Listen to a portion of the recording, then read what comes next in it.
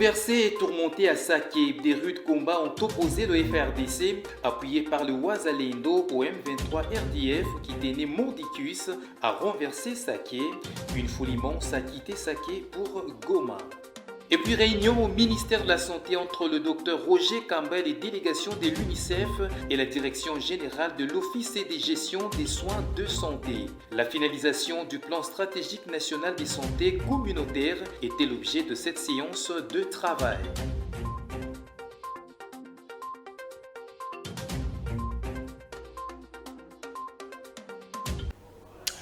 Merci de votre fidélité à cette grande édition du journal, mesdames, messieurs. Bonsoir et bienvenue. La sécurité pour commencer.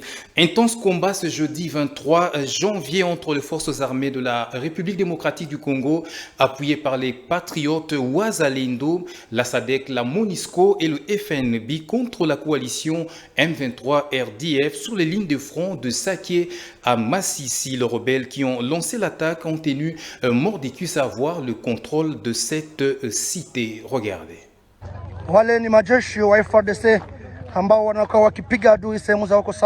La cité de Saké et la ville de Goma ont été tourmentées ce jeudi par de rudes combats opposant les forces armées de la République, appuyées par la MONUSCO, les Wazalendo, les éléments de la SADC et de la FNB, aux rebelles du M23 et leurs supplétifs.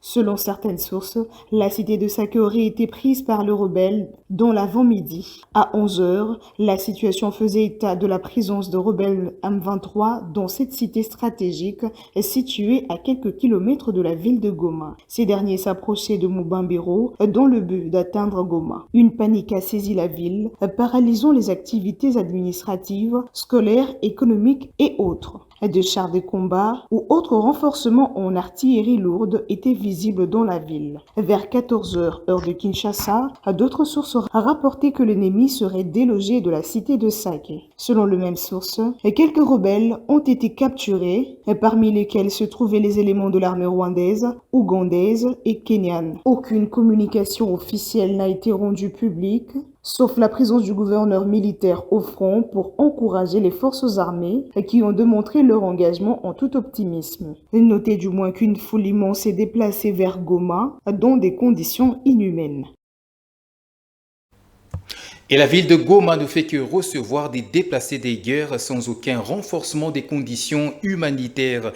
Avec une forte population qui s'y est ajoutée ce jeudi, la société civile craint notamment la transmission des maladies ainsi que la famine. Les propos du président de la société civile de Goma sont recueillis pour vous par Emeline Kambidio et Rachel Mavitidi. Depuis quelques années, la ville de Goma accueille des populations déplacées, internes, fuyant les atrocités dans les territoires de Rutshuru, Nyiragongo, Massissi, en province du Nord Kivu. Aujourd'hui, un afflux massif de déplacés en provenance des territoires de Calais au Sud Kivu vient s'ajouter aux autres qui sont moins assistés dans les sites comme dans les familles d'accueil dans la ville de Goma. À cet effet, la société civile de la ville de Goma demande urgemment au gouvernement central et provincial de prendre des mesures d'encadrement des déplacés par le choix des sites d'accueil, des abris, de l'eau, des vivres et des non-vivres, des médicaments essentiels et encadrement des enfants. Car si rien ne fait, la ville de Goma connaîtra les cas de maladies, de mort, de l'insécurité urbaine transportée et du regain des traumatismes des populations. 2. Aux agents humanitaires d'accentuer la fourniture d'aide et à coordonner de manière pratique et urgente l'assistance aux déplacés en collaboration avec les autorités en place. 3. À toute la population de la ville de Goma et aux potentiels bailleurs et bienfaiteurs souciés de la stabilité, que quelle que soit la situation d'insécurité, de penser à une entraide, une assistance spontanée, directe à l'endroit de déplacés démunis, récemment arrivés et qui errent dans la ville de Goma. Et par la même occasion, le président urbain de la société civile de Goma appelle la population au calme après la panique observée et ce jeudi 23 janvier 2025. Suivez. Ce jeudi 23 janvier 2025, la cité des Sacs, proche de la ville de Goma, en territoire de Massissi, serait tombée entre les mains de rebelles. La société civile demande à la population de Goma que, quelle que soit la situation sécuritaire, humanitaire et sociale, de ne pas paniquer, de ne pas quitter la ville de Goma, qui est devenue d'ailleurs en entièreté un foyer de camps et sites de déplacés en provenance des territoires de Rutshuru, de Nyiragongo, de Masisi pour le Nord Kivu et actuellement le territoire de Calais dans le Sud Kivu. La société civile de la ville de Goma interpelle le gouvernement national de la RDC à tout ménager pour la fin des hostilités par la voie diplomatique ou en imposant alors la paix par la guerre. La population a marre des tueries, de massacres, des déplacements massifs imposés et des dislocations des familles. 2. Aux autorités provinciales et urbaines du Nord Kivu d'arrêter jusqu'à nouvel ordre la perception de taxes, des impôts et bannir les tracasseries fiscales et routières car la population est devenue tellement pauvre. On va quitter la sécurité pour l'économie. Le président de la République, Félix-Antoine Tshisekedi Tshilombo, a pris part au Forum économique mondial le mercredi 22 janvier 2023 qui avait pour thème le dernier poumon de la Terre. Félix Tshisekedi a annoncé la création de la plus grande réserve forestière tropicale protégée du monde dénommée Couloir vert du Kivu-Kinshasa. Suivez. La création de la plus grande réserve forestière tropicale annoncée par le chef de l'État au Forum économique mondial en Suisse sera une réponse à la crise climatique croissante et à la déforestation massive touchant les grandes forêts du monde. Le couloir vert de Kivu-Kinshasa va sauvegarder l'avenir du bassin du Congo. Ce couloir est estimé à une longueur de 550 000 km², dont 285 000 km² de forêt primaire et 60 000 km² de tourbières intactes s'étendant vers l'est et l'ouest. La déforestation du bassin du Congo met en danger l'humanité tout entière. La préservation du bassin garantira que les objectifs de l'accord de Paris restent en contact tout en jetant les bases d'un nouvel avenir pour le peuple congolais caractérisé par l'unité, la stabilité et la prospérité, a dit le chef de l'État. Notez que plusieurs panélistes ont salué cette annonce pour sa particularité à protéger le bassin du Congo.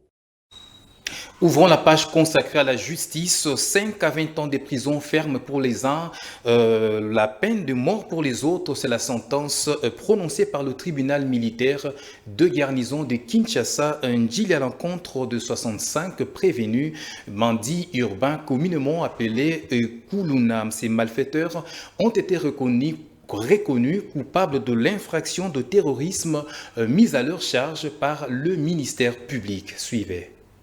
Siégeant en procédure de flagrance, le tribunal militaire de garnison d'Ndjili a condamné 65 bandits urbains, communément appelés Kulunam, à la peine allant de 5 ans à la peine de mort pour terrorisme. C'était à l'issue de l'audience tenue au siège du commissariat de la police dans la partie est de Kinshasa. Le tribunal militaire de garnison d'Ndjili, présidé par le magistrat Jeff Lufuluabo, après avoir reçu le réquisitoire du ministère public, les conclusions des parties civiles et la plaidoirie de la défense, et après avoir statué de manière contradictoire à l'égard des prévenus prisons et par défaut à l'égard des prévenus évadés, a déclaré clos le débat, pris l'affaire en délibéré pour rendre la décision dans la teneur et ce qui suit.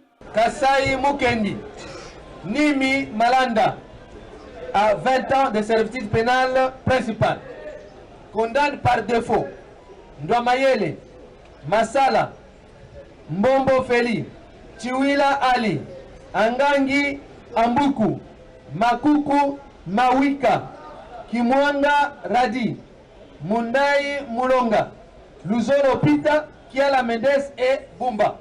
Le condamne également à 20 ans de servitude pénale par défaut.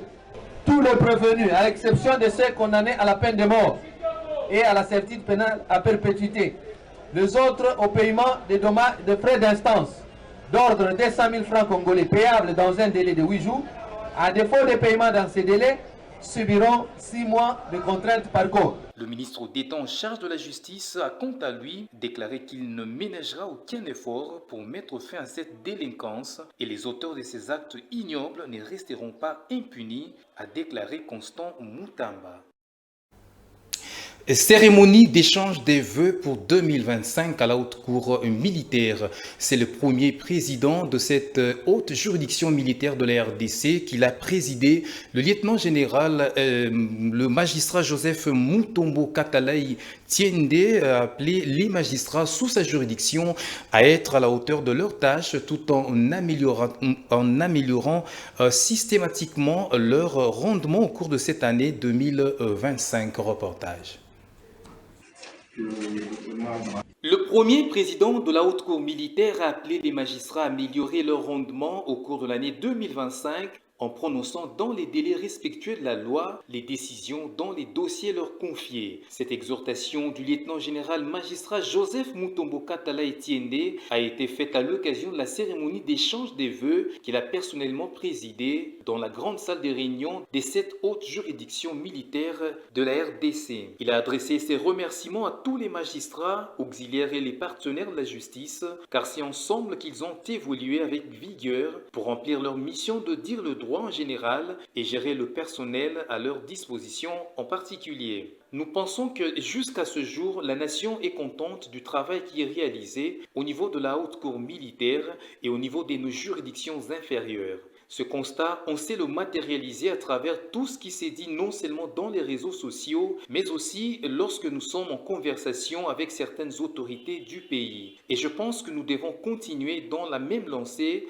même si de temps en temps, il nous manque des moyens nécessaires pour optimiser notre travail, à renchérir le numéro 1 de la justice militaire de la RDC. Je sais que les décisions que nous rendons sont des œuvres humaines, elles peuvent être imparfaites, mais nous devons faire un effort pour que nous puissions nous améliorer, a dit le patron de la justice militaire aux magistrats des cours et tribunaux, tout en reconnaissant que personne n'a la maîtrise parfaite du droit et qu'on apprend chaque jour, a-t-il soutenu. Le premier président de la haute cour militaire a aussi appelé les magistrats à bannir les antivaleurs dans l'exercice de leur métier. Je voudrais que chacun sache que l'autorité ne doit pas tout le temps être derrière vous pour vous rappeler les instructions, mais nous devons travailler en responsable. Évitons de nous laisser distraire par des sollicitations financières de la part des justiciables ou des membres de leur famille. Ceux qui ont l'habitude de faire l'intermédiaire, qu'ils évitent, a martelé le lieutenant général magistrat Joseph Mutombo avant de réciproquer les vœux lui présentés par le général-major magistrat Jean Biveguete Pinga Solo au nom de tous les magistrats, les auxiliaires de la justice et les administratifs du siège pour l'année 2025. Ces vœux sont de paix, de bonheur, de bonne santé, des succès, des joies, de longévité et de prospérité. Une photo de famille a sanctionné cette cérémonie haute en couleur. On va rester au palais des justices, mais cette fois-ci pour parler religion. Le ministre d'État, ministre de la Justice et garde des Sceaux poursuit sa série d'audiences avec les responsables des confessions religieuses pour la prière en faveur de la population dans la partie est de la République démocratique du Congo. Maître Constant Moutamba a reçu les représentants des églises de réveil conduites par l'archevêque Yves Yomampia. Reçus par le ministre d'État en charge de la justice et garde des Sceaux, les représentants des églises de réveil, par l'entremise de l'archevêque Ejiba Yamampia, ont adhéré à l'initiative de garde des Sceaux congolais consistant à prier en faveur de la restauration de la paix dans la partie est de la RDC le 9 février prochain. Son Excellence, Monsieur le ministre d'État en charge de la justice, il a convié les chefs religieux, les leaders des églises, pour donner quelques communications. parmi lesquels, il a parlé de la prière à laquelle il veut vraiment que toutes les églises soient associées. Pourquoi la prière? C'est en faveur des FARDC et de Ouazalendo à l'est de la République. En cela, 2 dates bien retenues. Donc pour les 9, dans les différentes églises, les gens vont prier, adresser des requêtes à Dieu pour les forces armées de la République. À côté de cela, on doit aussi, en signe d'appui matériel à nos forces armées, apporter une collecte venant de chaque confession religieuse. Et là, la remise se fera en date du 20 février. Et il composera une délégation qui descendra sur place à l'Est. Objectif dans cette délégation, c'est donner ces vivres à ceux pour lesquels ça a été collecté. Et sur place à Goma, nous avons proposé qu'il y ait un grand culte œcuménique qui se déroulera à Goma pour clôturer cette opération. Ces rencontres entre le ministre de la Justice et les responsables des confessions religieuses est une manifestation de l'élan patriotique exprimé en faveur de FARDC et Ouazalendo. Et en moins de 3 semaines de l'ouverture du procès qui mettra prise la République démocratique du Congo au Rwanda devant la Cour africaine des droits de l'homme et de peuple, la Commission nationale des droits de l'homme s'est proposée d'apporter des preuves des crimes perpétrés par le Rwanda dans la partie est de la République démocratique du Congo. Le président de cette structure, Paul Nsapoula, dit au vice-ministre de la Justice et contentieuse internationale, Maître Samuel Kabouya, au cours d'une audience lui accordée le mercredi 22 janvier 2025. Regardez. Devant la presse, le président de la Commission nationale des droits de l'homme a souligné l'importance de l'accompagnement de son institution pour l'aboutissement heureux du procès et a appelé à la condamnation du Rwanda. Comme vous le savez, comme l'opinion le sait, dans plus ou moins 25 jours, il va se tenir à Arusha le procès de la RDC contre le Rwanda, pays qui agresse la République démocratique du Congo depuis pratiquement 30 ans, plus de 30 ans même. Voilà pourquoi aujourd'hui, dans le cadre de la collaboration, de la concertation entre la Commission nationale des droits de l'homme et le gouvernement, par le biais du gouvernement, bien sûr, et à travers le ministère de la Justice, il a plu aux 2 institutions de se retrouver. Et aujourd'hui, le vice-ministre, son Excellence, Maître Samuel Mbemba, m'a fait l'honneur de me recevoir pour échanger sur ce dossier très important, ce procès qui s'ouvre et qui est attendu par les victimes et tout notre peuple, qui est d'ailleurs un peuple victime de par les agressions dont nous disposons en tant qu'institution d'appui à la démocratie, et qui avons un rayon de fonctionnement sur l'ensemble du territoire national. À cette occasion, le président de la CNDH, Paul Nsapou, a émis son vœu pour la suite du procès. Et donc nous avons de preuves de violations graves des droits de l'homme commis par nos agresseurs, c'est-à-dire le Rwanda. Et aujourd'hui, dans notre échange, il se dégage que voilà, nous devons accompagner absolument le gouvernement congolais, l'État congolais, la population congolaise, et avec l'ensemble des organisations que nous connaissons, avec lesquelles nous travaillons, qui ont aussi des preuves, de tous ces crimes au contenu, si vous voulez, imprescriptible, nous causer, dont le Rwanda est auteur. La CNDH attend que le Rwanda soit condamné, puisque ça en est trop. Plus de 30 ans de misère, des tueries. Il s'y est de noter que l'ouverture de la première audience de cette affaire est prévue le 12 février à Arusha, en Tanzanie. On va parler infrastructure à présent. Le gouverneur de la province du Kasaï-Oriental a tenu une réunion à l'intention des directeurs de la SNEL, ACJT, SCEPT et la Régie des eaux. L'accélération dans la construction et la modernisation de la RNM était l'objet de cette réunion. Suivez. Les travaux de construction et modernisation de la route nationale numéro 1 dans son tronçon compris entre le rond-point Kalalawankata et le pont de Bilangi doivent s'accélérer. C'est à cet effet que le gouverneur a réuni les responsables de l'ACGT, de la SCPT, la SNEL et Régie des eaux, leur invitant à se mettre ensemble afin de débarrasser les obstacles.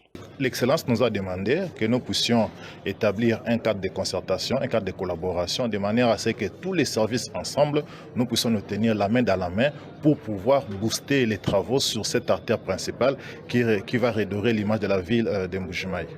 Non, dans peu de temps, parce que ici, autour de moi, technicien, vous avez mon collègue de la SNEL qui est là, de la Régie des eaux, de la SCPT. Donc, nous promettons que nous travaillons d'arrache-pied de manière à ce que nous puissions lever tous les obstacles et que les travaux aillent le plus vite possible. Il nous a dit que nous sommes dans un cadre de concertation. Nous venons de la route avec son Excellence, Monsieur le gouverneur de la province. Des réunions vont se tenir. C'est dans un bref délai que nous allons commencer ce travail de déplacement des poteaux et pour permettre à l'entreprise de faire vite avec les travaux de la construction de cette route qui est d'intérêt de tout le monde. Vous savez qu'il y a la route qui est de l'intérêt capital, il y a de l'eau, il y a l'électricité, il y a le fibre optique, tout ça concourt au bien-être de la population. Nous avons intérêt de travailler ensemble pour que nous puissions aboutir à de bons résultats dans un délai le plus bref. Notez que ce projet consiste à la création d'un boulevard de 4 voies équipé d'un séparateur central pour améliorer la sécurité et la fluidité de la circulation.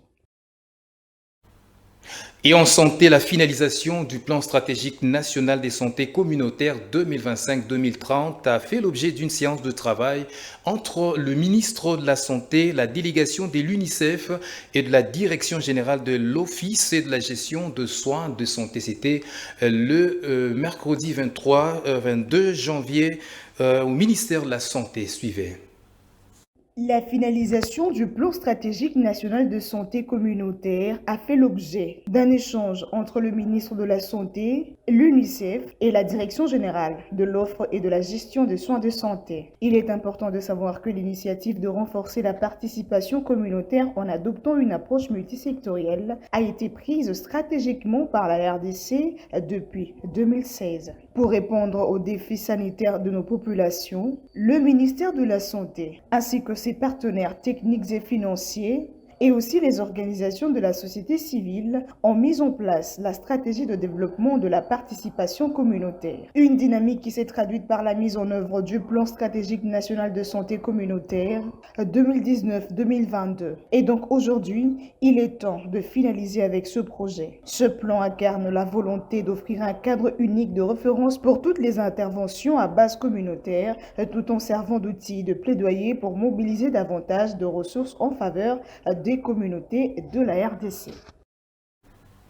Et vous allez corriger avec nous, cette activité a eu lieu ce jeudi 23 janvier. On va rester en santé.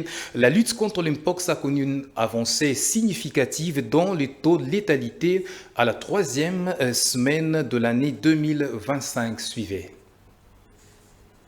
La 3e semaine dans la lutte contre la variole de singe est marquée par une baisse en létalité. À en croire le chiffre du ministère de la Santé, il a été notifié 888 cas suspects, ce qui ramène le cumul de cas de la première à la 3e semaine à 2318 cas suspects et 20 décès, comme létalité 0,84%. Et les cumuls de cas de la première semaine de 2024 à la 3e semaine de 2025 fait état de 69 158 cas suspects, 15 074 cas confirmés et 1392 décès. Parlant de la vaccination, 13 116 personnes ont été vaccinées avec une dose, 390 personnes avec la 2e dose et les personnes les plus vaccinées sont les contacts. Et on va parler sport. Le tout-puissant Mazembe a battu l'AS Simba sur le score étriqué d'1-0. Une victoire qui a permis au Corbeau de Lubumbashi de reprendre la deuxième place du groupe A avec 22 points. Cette rencontre a été également l'occasion de découvrir un crack, Farvedi Bongeli. Âgé de 17 ans, la pépite du tout-puissant Mazembe a fini homme du match pour sa première rencontre en illico Cash Ligue 1. Shadrach Tenta pour le reportage. Retour gagnant pour le tout-puissant Mazembe en illico Cash Ligue 1. Les Corbeaux se sont imposés face à l'AS Simba le mercredi dernier à Kamalondo. Une victoire au forceps grâce à un penalty parfaitement transformé par leur gardien, Aliou Badara Fati, véritable spécialiste de cet exercice. Aliou Fati Badara pour convertir ses penaltys, il réussit à le faire. Aliou Fati Badara pour l'ouverture du score pour le Corbeau sur ses penaltys, convertir de la plus belle des manières. Aliou Fati, sans trembler, il va le porter de Simba. Service minimum donc, mais suffisant pour Mazembe qui confirme son statut de sérieux prétendant au titre. Cette rencontre a également révélé un joueur du football congolais. Farvedi Bongeli, à seulement 17 ans, le jeune prodige a illuminé la rencontre par son talent. Une prestation de haut vol qui lui vaut d'être désigné homme du match pour sa première apparition en illico Cash Ligue 1 avec le tout-puissant Mazembe. Ouais, je suis très content, c'est mon premier match à illico Cash. Il y avait des suspensions et tout, et voilà, c'est mon premier match. Je suis élu homme du match, ça me pousse encore à faire mieux. Je suis vraiment très heureux. Ouais, je travaille sur ça, malgré tout, jusque-là, ce n'est pas encore arrivé, mais je pense que Dieu fera grâce, ça viendra avec le temps. Cependant, pour l'entraîneur Lamine Ndiaye, le travail ne fait que commencer. Certes, la victoire était au rendez-vous, mais il faudra en faire davantage pour convaincre un public louchois très exigeant. Il fallait absolument cette victoire-là. Mais inconsciemment, on n'est pas concentré, on ne fait pas les choses comme il faut. Et ça complique. Parce que je pense qu'en début de match, on a quelques situations. Si on les concrétise, peut-être le match change. Mais malheureusement, ces équipes-là, tant qu'il n'y a pas le but, ils s'accrochent, c'est ce qui s'est passé. Maintenant, il y a penalty, il n'y a pas penalty, on verra les images. Mais pour moi, en tout cas, le joueur est avant lui sur le ballon et il tend la jambe. Donc voilà, mais bon, il nous fallait ces 3 points. Avec ce succès, les TP Mazembe totalisent 22 points et répond à la deuxième place au classement. Prochain défi des Corbeaux, un déplacement face au Football Club prévu le 25 janvier. Et rendons-nous en dehors de nos frontières pour clore ce journal. Un nouvel incendie s'est déclaré à nouveau dans la ville de Los Angeles. C'était le mercredi 22 janvier aux environs de lac Castaic. Plus de 3000 hectares ont été dévastés. Suivez. À peine relevé de feux dévastateurs, Los Angeles est à nouveau victime d'un autre incendie déclaré le mercredi 22 janvier vers le nord de la cité. 3800 hectares partis en fumée et 31 000 personnes ont reçu l'ordre d'évacuation et plus de 20 000 ont été invités à vider le lieu. Le vent chaud et sec de Santa Ana sont donc la cause du dit drame. Plus de 4600 pompiers sont mobilisés pour répondre au feu. Nous avons plus de 4000 pompiers mobilisés et nous avons eu une réponse très robuste au sol et dans les airs. Les services météorologiques ont émis une alerte au vent fort qui pourront s'étendre jusqu'à vendredi matin. Et on vous rappelle les principaux titres de ce journal. Jeudi bouleversé et tourmenté à Saké, des rudes combats ont opposé le FRDC, appuyé par le Wazalendo au M23 RDF qui tenait Mordicus à renverser Saké. Une foule immense a quitté Saké pour Goma. Et puis réunion au ministère de la Santé entre le docteur Roger Campbell et délégation de l'UNICEF et la direction générale de l'Office et de gestion des soins de santé. La finalisation du plan stratégique national de santé communautaire était l'objet de cette séance de travail. Ce journal est complètement terminé. Messieurs et dames, merci de l'avoir suivi. Bonne suite des programmes sur votre télévision. Au revoir.